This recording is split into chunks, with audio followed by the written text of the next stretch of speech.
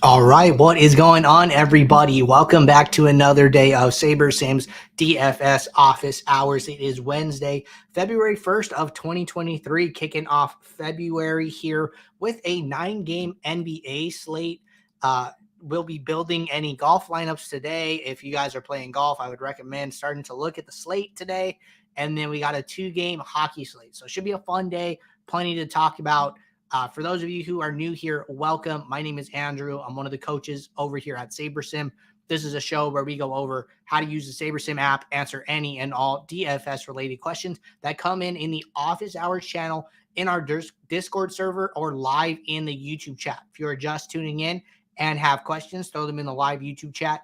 We will get to all the questions before the end of the show. If you're interested in joining the Discord, there's a link in the description below. I encourage everybody to send in questions throughout the day when they're building lineups, when something comes on their mind, throw it in the office hours channel. That gets us a steady queue of questions to get the show rolling while everybody continues to tune in. So that being said, going to get SaberSim pulled up here and have a couple of questions to get us going today, and we will see where we go from there. So should be a fun day. Looking forward to the stream, as always. All right, first question came in from Marky Mark. Marky Mark said, can you set up SaberSim to give you a specific amount of players, 3, for example, to be in your lineups with ownership set to a specific number? Marky Mark, yes, you can do this. And you can do this with a group rule. So if you come over here to the right side of the screen, there is a group rules tab, or a lineup rules tab, excuse me. Just pop that out. You're going to hit add new rule. You're going to go to rule type group. You're going to go to selection method automatic. What I would do is I would say use exactly 3.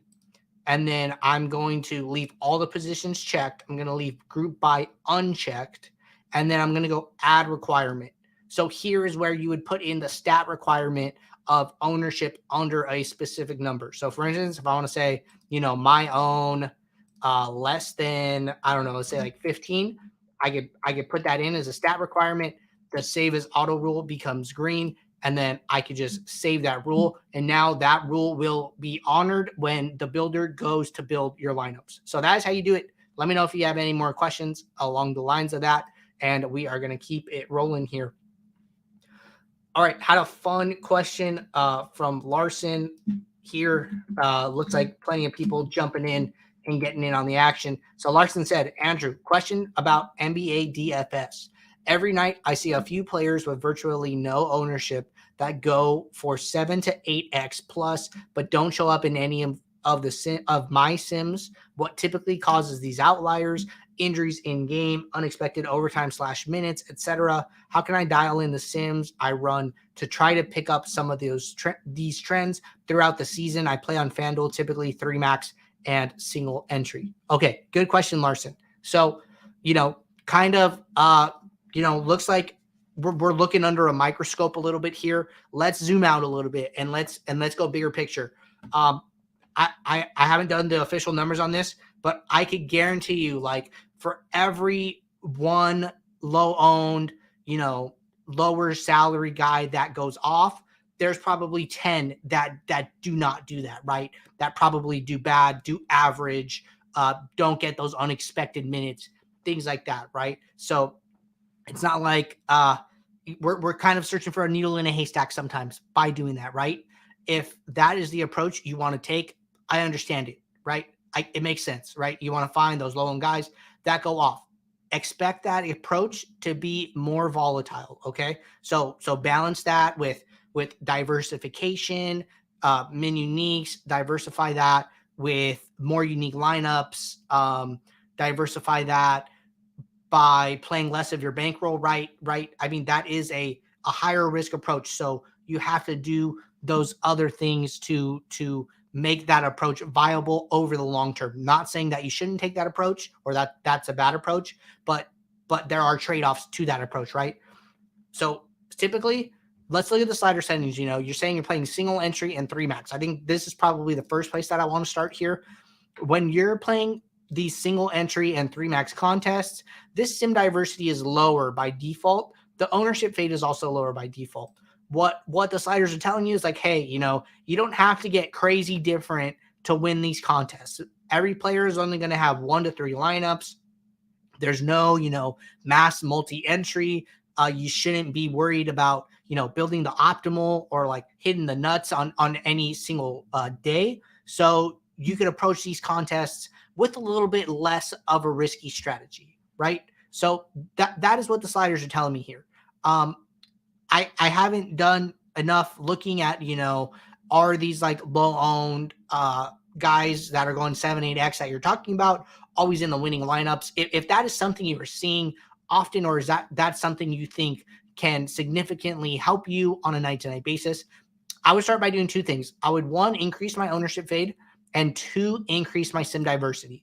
What this is going to tell the builder is, hey, I want to play more plays that the field is not playing. I want to kind of get off of the chalk, right? So what ownership fade is going to do is it is going to look at ownership by position, and basically high owned players are going to get like a negative multiplier, and then low owned players are going to get like a positive multiplier, and that is going to lead to you getting some more low owned plays. So that is 1 step in the right direction, right?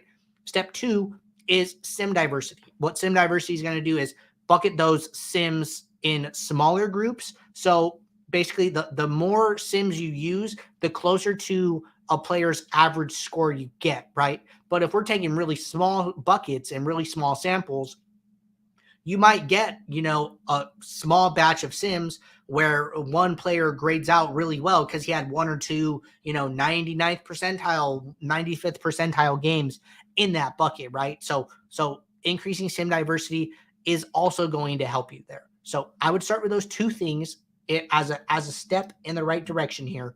Looking back at the example that we took, GM33 threw out there, was Norman Powell. His 99th percentile was about 40.8, and he scored about 43.5 points. So even like one of his top range outcomes.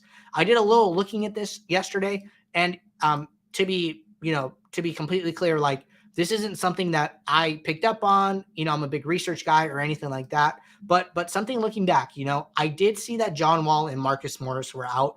John Wall has been out, if I'm pretty sure, and Marcus Morris was ruled out. I also believe that Robert Covington and Reggie Jackson were questionable coming into the game here. So they both ended up being available, and Marcus Morris ended up being out. I don't know if that had something to do with it, right? Maybe that is something that you can look into and, spend some time figuring out why that happened. And then maybe you can identify a similar situation in the future and then kind of get a head start on that, right? We talk about in the NBA research video that Jordan and I did, looking for situations that are inherently hard to model where there's not a lot of data, right? So maybe in this specific instance, you can go back and say, hey, Covington and Jackson were questionable coming in. I don't know how many minutes they played. Maybe they played less minutes, right? Maybe they only played a really small amount of minutes.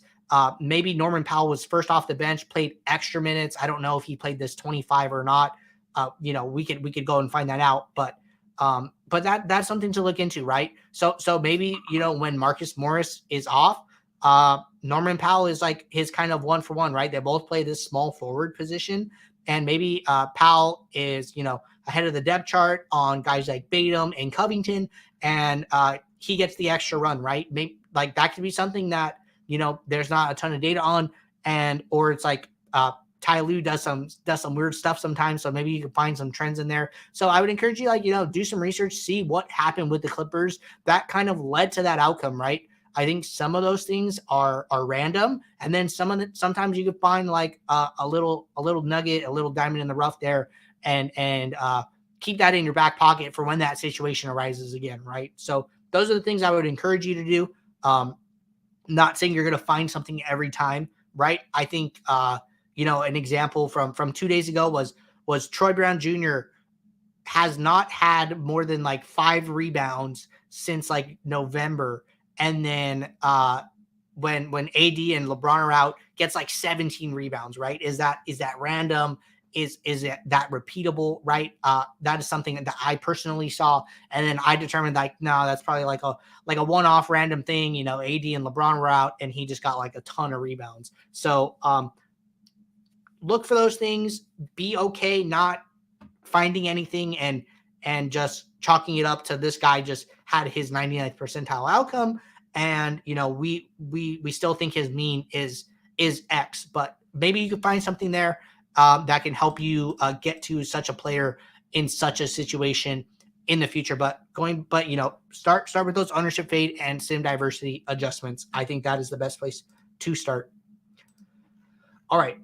That is all of our Discord questions. Gonna hop over to YouTube chat. Looks like there is one question here from Andrew Hannon. If anybody has any additional questions, now is a great time to get them in. All right.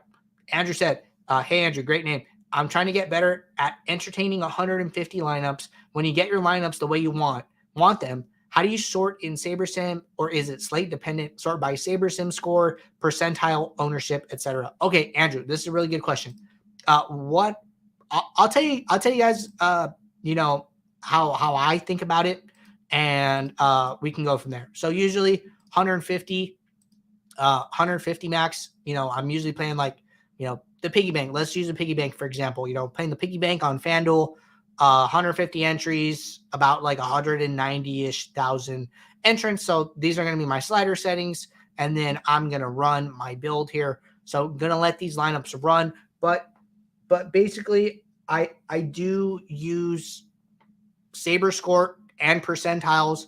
I use them kind of at different times depending on slate size. So I'll talk a little bit about that here. 9-game slate, big slate, right?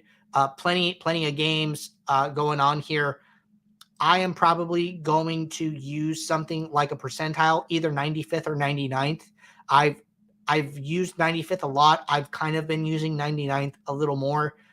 For those of you on the pro plan, Jordan released a pro exclusive video talking about custom metrics, has got me thinking about custom metrics.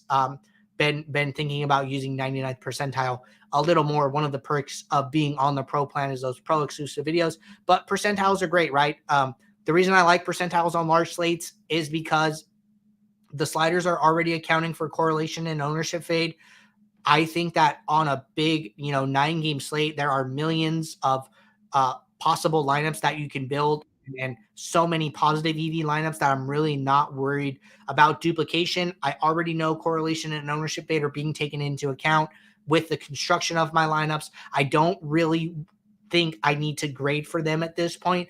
I am mostly just concerned about building for upside in my lineups. So on a big slate, that is where I'm coming from, trying to maximize for upside, just because I'm less concerned about duplication and roster construction at that point. Something that I did yesterday that it was like a 5-game slate, and I'm gonna hover back to yesterday. I did sort using SaberScore here, and the reason I sorted using SaberScore is something I do like to look at. I like to look at the value column, and I like to see, is there value on this slate, right? This is like a 5-game slate. I would say usually like any slate 4 games and below, I'm like always going SaberScore for sure. And then any slate like 8 games and above, I'm probably using a percentile. It's that in between from like 5 to 7 games where it's kind of a coin flip. It kind of goes off of how I'm feeling or what I am perceiving the slate to look like overall. The reason that I like to look at the value column specifically is because this is going to tell me, are there players who are underpriced? Is somebody out and is somebody getting additional minutes, or what does this slate look like, right? Typically, the way that we grade for value, like this calculation, what this calculation is, it's my projection divided by salary times 1,000. Usually anything over 6, I would say, is what I would consider like a true value play in like quotation marks here.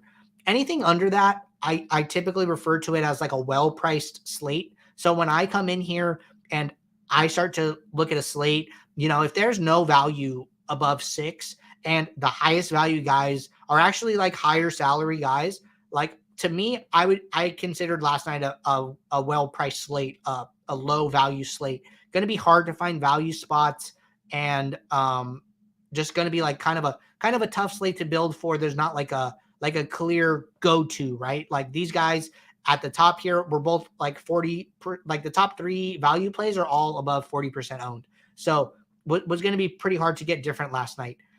In a situation like that, I like to use SaberScore because when there's less clear places for value, to me, there's a little bit less raw upside to a slate, and I need to figure out a way to get different from everybody jamming in these 40% owned plays. So the way I'm going to do that is by accounting for correlation, by accounting for ownership fade, and including those things in my lineup grading metric is more important to me on a well-priced slate. So that is something that I am handling on like a slate by slate basis. Those are kind of some of the things that I'm thinking about that lead me to a conclusion about whether to use SaberScore or like a percentile. I don't have any custom metrics like Jordan does that I'm using for like NBA classic slates. I mostly only use custom metrics for like for I would use it for NFL short slates and showdown slates specifically.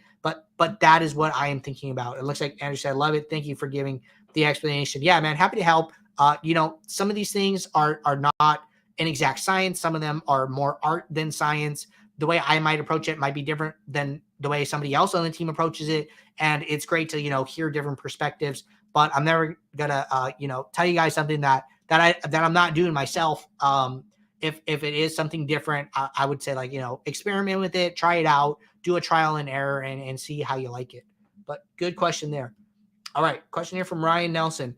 Have to wait until the 6th for the first decent size NHL slate in a while. Yeah, I know those NHL contests can be pretty tough.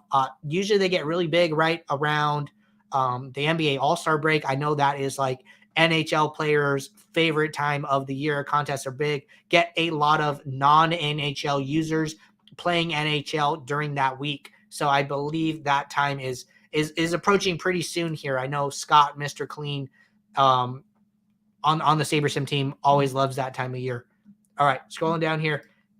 From Chase Holland said, would using a metric that weights 95th percentile and SaberScore the same be a metric that takes into account both in a good way? So Chase, what I would say is that if you are using a percentile and SaberScore, you are probably double counting. So I would only use one of those things. SaberScore is taking into account the upside of players, the upside of a lineup in general. So if you are using 95th percentile along with that, you are in a way double counting. So if you have questions about like custom metrics and things that you're building and want feedback, I would throw those in the pro channel Discord. A lot of people talk about custom metrics. If you watch Jordan's new video, he talks a lot about custom metrics. So it's a pro exclusive video. So people are posting questions about it in the pro channel. I think that is the best place for like all custom metric questions. You get a lot of feedback from other users in the community as well as other members of the SaberSim team because they don't all see these questions, right? It's mostly just me. And then sometimes I will take stuff back to them. But if you want some more SaberSim team eyes on it, that is a great place to post and ask questions about a custom metric. All right, jumping back to Discord, that is all of the YouTube chat questions, guys. If anybody has any questions, now is a great time to get them in. Got one more question here from Latman in the Discord. Let me know if I am pronouncing that right or wrong, or which way is the correct pronunciation, I guess. Question is, Andrew, for a rare occasion like tonight's NBA slate, with the cancellation, do the sliders update to the 8-game slate defaults, or would I just go back to a past 8-gamer to see what slider defaults were there? May not even be a difference at all since just one less game here. Okay, this is a great point. Something I did not mention at the start of the stream. So for everybody playing NBA tonight, if you're in the Discord and you keep up with the NBA lineup alerts channel, the Wizards and the Pistons game was canceled. I saw that Detroit was stuck in Dallas and could not get a flight out due to weather concerns, and so they canceled the Wizards and Pistons game for tonight. As you can see in the app on the screen, we have removed that game from the slate. My understanding is the way that the sites will handle it is players from that game will not accrue points, so we just remove that game, remove the players from the available player pool here. And it was a it was starting right at 7 p.m. Eastern. So there are 2 other games at 7 p.m. Eastern as well. So lock isn't going to move or anything. But as you can see, we are still showing it as a 9-game slate, even though that game is removed. So this is a good question. The sliders are still set for a 9-game slate. I frankly don't know if there would be a difference in the 2 slider settings. So if that's something you want to check on, I would go back to a previous 8-game slate, see what the slider settings are for the contest that you're playing, compare the 2, and then if the 8-game slider settings are different, just change them in the app to the 8-gamer and ride with those. But really good question. Really nuanced thing there that I hadn't thought about myself. So yes, really good question, Lobman. Check it out. I'm not sure if they're going to be different or not. All right. Looks like Chuck DePure is typing here. So going to get this one in the chat. Looks like he just finished up, and we will see what Chuck said. Chuck said, hey, Andrew, I have 2 separate questions. How are lineups sorted if the metric is 0? The reason I'm using this metric is so the builder treats each lineup equally. Then I would be able to get as much diversity as possible with maximum min uniques. Thoughts on this approach? Did I skip one? Second part of the question. No. Okay. I gotta look at these. So it said 2 separate questions. How are lineups sorted if the metric is 0? And then the reason I'm using this metric is so that builder treats each lineup equally. Then I would be able to get as much diversity as possible with maximum min uniques. Thoughts on this approach? So the custom metric here is a SaberScore rank ascending with weight 0. So frankly, Chuck, I actually don't know how the builder would treat this.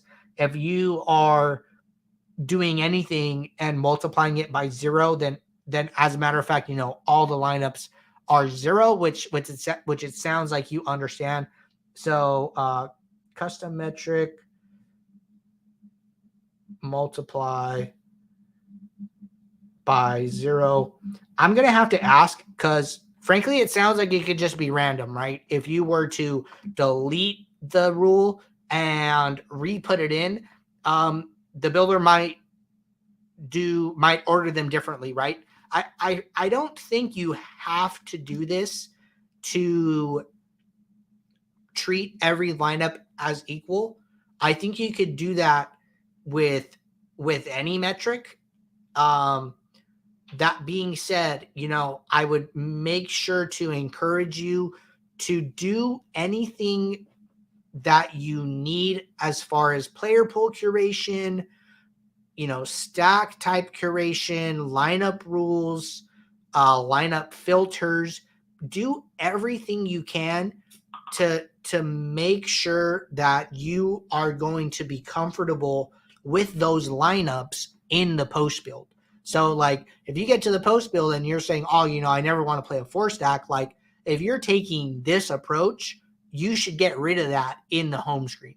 And I would just set a rule like, use no more than 3 from one team. And then now that's taken care of. And then take care of, your filters. If you have, things about minutes, if you care about projected score, if you care about stack types, get rid of certain stack types, get rid of all these 4 stacks. Like, I think the approach is viable, but one, just be very careful about making sure that you don't, something doesn't get in there that you don't want, especially if you're treating every lineup as viable. And 2, I don't think it's wrong to, so basically what you're kind of doing is you're saying, hey, I have, 5,000 lineups here, for example. You're basically saying randomize them, like in a way, right? If you're saying multiply them by 0, you're saying randomize all these lineups and then just let me pick some from it, right?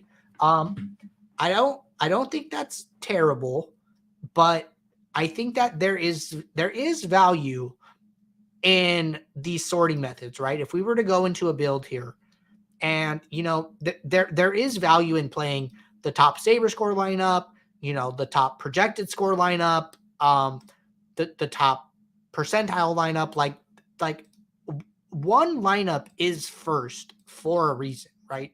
If SaberScore, like when we take into account the aspects that are important in DFS, and we juggle correlation, ownership fade, and sim diversity, these lineups are better than the ones at the bottom. They just grade out better.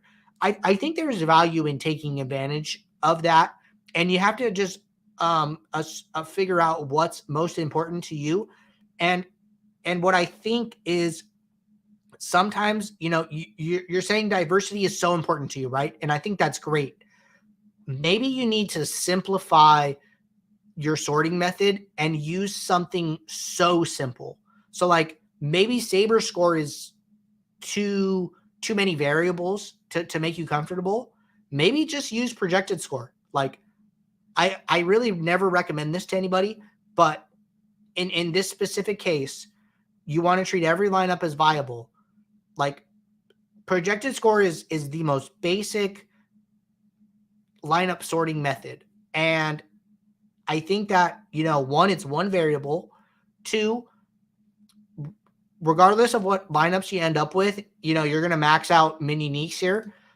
At least you can fall back on that.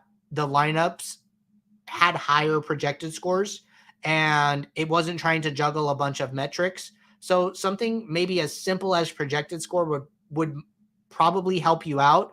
And then what you could honestly do is change your number of lineups to the pool size, and then unique random fill all your contests. So then without you having to do anything, you could just say, I want to focus all of my effort on building a pool of lineups that I am comfortable with. And then I am just going to randomly assign them from these 5,000 lineups. The only thing with that is that, you can't guarantee the min uniques. So maybe that's not a great approach.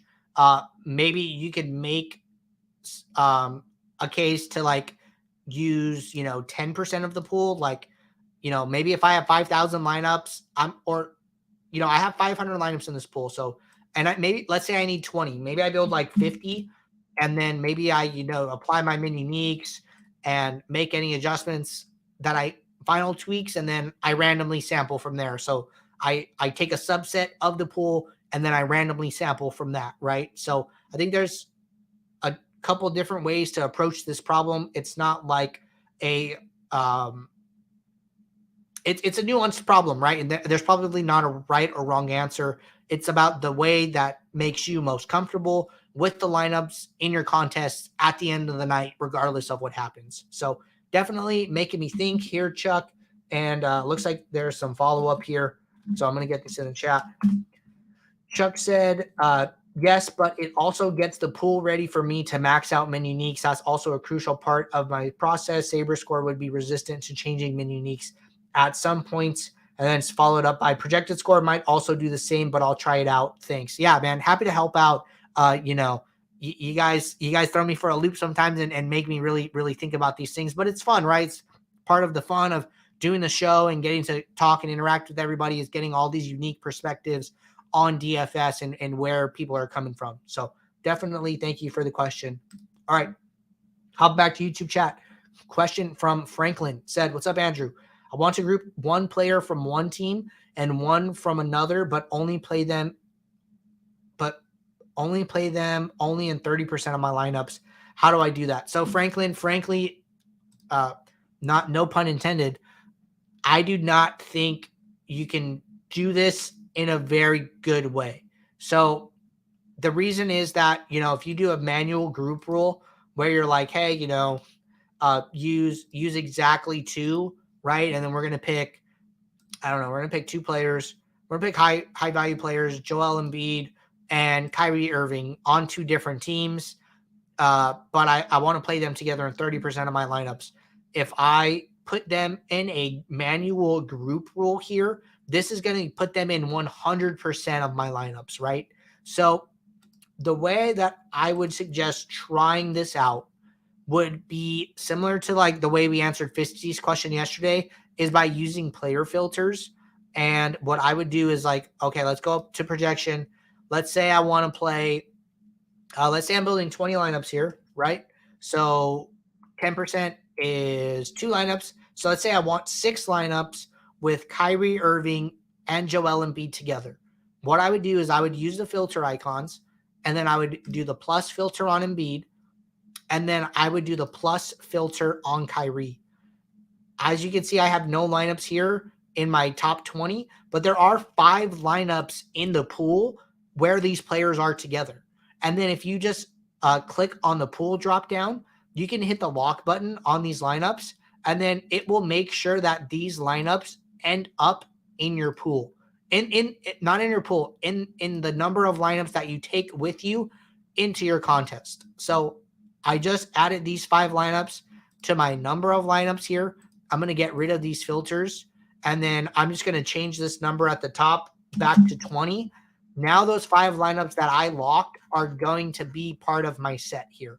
And you can see they are part of the set. So now, it's not exactly 30%. In this case, it's 25%, just because there weren't enough lineups. But that's one way to do it, right? And then you could do that inversely. It's like, hey, I have a ton of lineups where Shai Gilgeous-Alexander is also with Trey Jones, and I don't want them in 100% of lineups together. I only want them in one. So what I would do in that case is I would take the lowest SaberScore lineups or projected score, whatever sorting method you're using, and then I would trash them. And then I would remove these filters here, and then I would fill back to 20 lineups. I would say yes to that, and then let those lineups come back here.